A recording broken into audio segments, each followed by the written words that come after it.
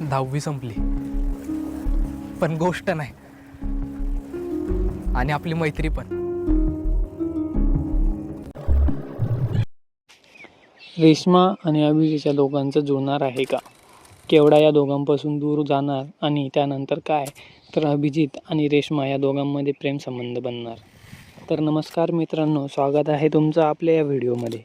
तर मित्रांनो, तुम्ही जसं थंबनेलमध्ये बघितलं की रेश्मा आणि अभिजित या दोघांमध्ये जवळकी निर्माण होणार आहे, प्रेमसंबंध त्या ठिकाणी निर्माण होणार आहे, हे तुम्ही थंबनेलमध्ये बघितलं. तर मित्रांनो, तेचबद्दलच मी तुम्हाला व्हिडिओमध्ये समोर सांगणार आहे.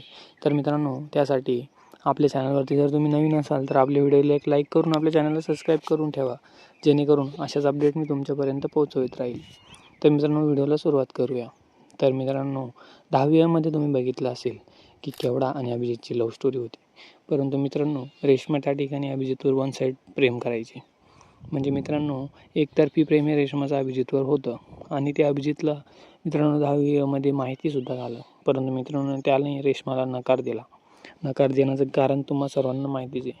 परंतु मित्रांनो, अशातच 10वीचा निरोप समारंभ आला. त्या निरोप समारंभामध्ये 10वीच्या टीमने आपल्याला दाखवलं की केवढाही तिच्या परदेशी म्हणजे दुसऱ्या गावाला गेलेली आहे आणि आता त्या दोघांमध्ये दुरावा निर्माण झाला. आणि मित्रांनो, 11वीचा त्यांनी जो छोटासा एक व्हिडिओ टाकला, त्यामध्ये दाखवण्यात आलं की त्या दोघांमध्ये पूर्णतः दुरावा आलेला आहे. आणि आता त्यानंतर काय, तर रेश्मा ही अभिजितच्या जवळ जाणार आहे. तर मित्रांनो, आता नेमकं त्या दोघांमध्ये कसले संबंध निर्माण होतात ते तर आपल्याला एपिसोड आल्यावरच कळेल. परंतु मित्रांनो, एपिसोड कधी येणार आहे जेव्हा मला अपडेट येईल तेव्हा मी तुम्हाला कळवेल.